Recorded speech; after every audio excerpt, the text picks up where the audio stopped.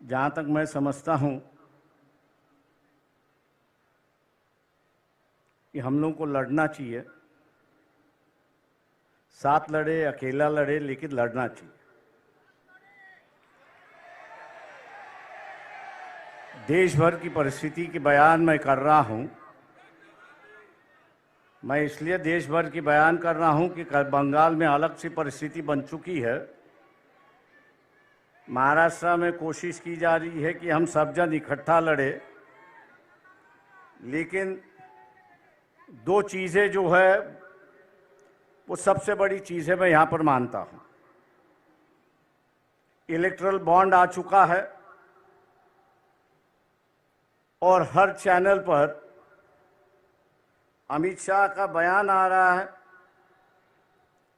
कि हमने जो है इलेक्शन के माध्यम से जो काला धन था उसको भगा दिया है। लेकिन मैं मोदी जी से और अमित शाह से पूछना चाहता हूं, future gaming and hotel service company है कि जिसकी 2021-2022 की जो नेट प्रॉफिट है, ये नेट प्रॉफिट 215 करोड़ का है और उन्होंने इलेक्ट्रल बॉन्ड जो है वे 1360 करोड़ का खरीद लिया है। जब कंपनी का प्रॉफिट ही 200 करोड़ है तो 1300 के बॉन्ड वहाँ कहाँ से खरीद लिए? इसका विवरण तो होना चाहिए। मैं ऐसे कई कंपनियों का नाम दे सकता हूँ। क्या हम लोग इनको टारगेट करेंगे या नहीं करेंगे? मोदी से ये सवाल पूछेंगे या नहीं पूछेंगे?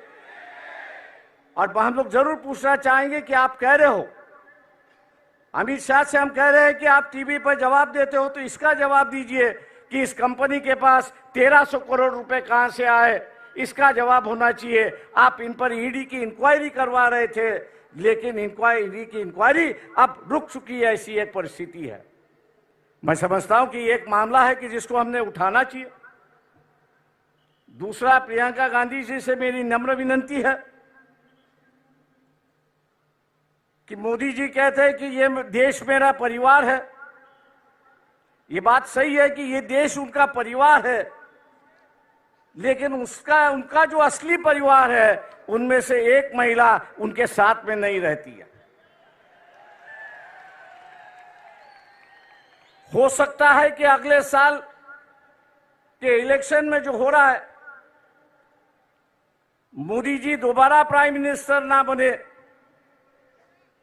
कांग्रेस पार्टी के अध्यक्ष से भी मेरी दरखास्त है कि हम लोग इस मुद्दे को उठाए और हिंदू समाज के अंदर फैमिली का जो रिश्ता होता है वो सबसे गहरा रिश्ता होता है। मोदी जी उस रिश्ते को निभाए,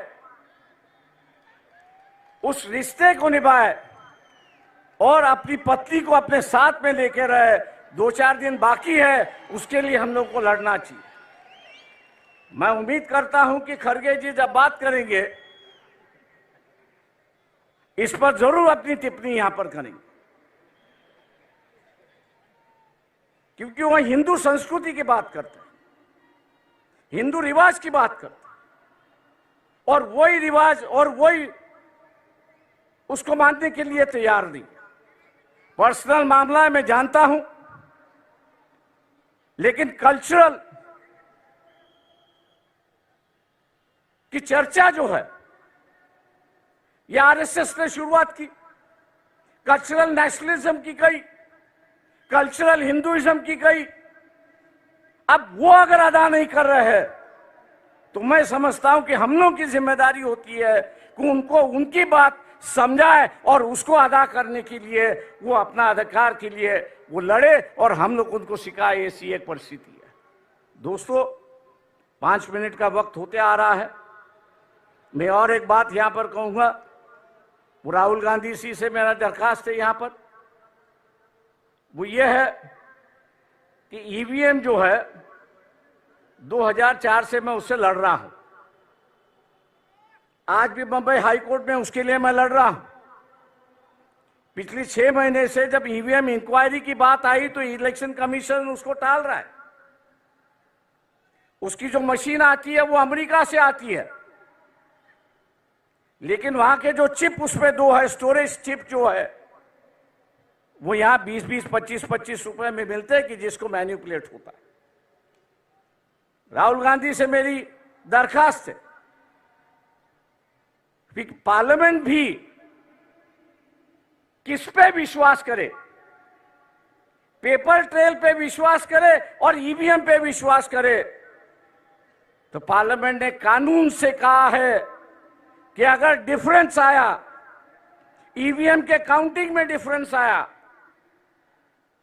और पेपर ट्रेल की काउंटिंग में डिफरेंस आया, तो मानना है कि पेपर ट्रेल का जो वोट है वही आपको मानना है, ईवीएम को बगल में रखना है। क्या हम लोग इस इलेक्शन के पहले,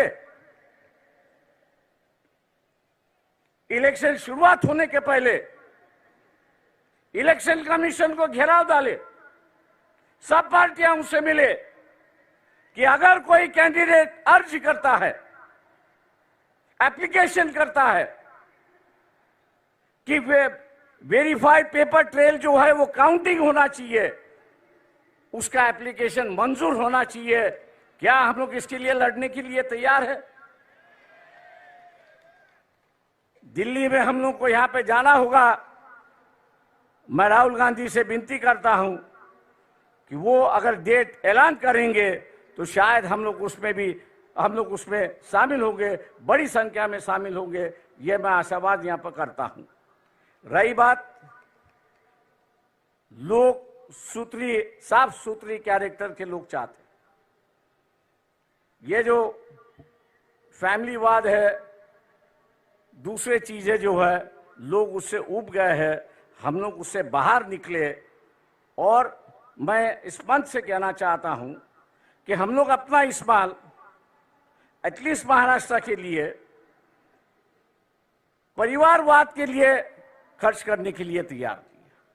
हम आपके साथ हैं।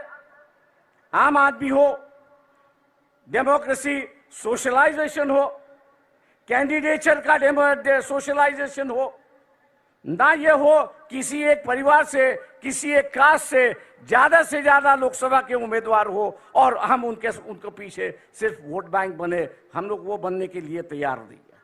मैं इन्हीं बातों के साथ आपसे रजा लेता हूं कि 5 मिनट का वक्त खत्म हो चुका है। जय भीम, जय भारत।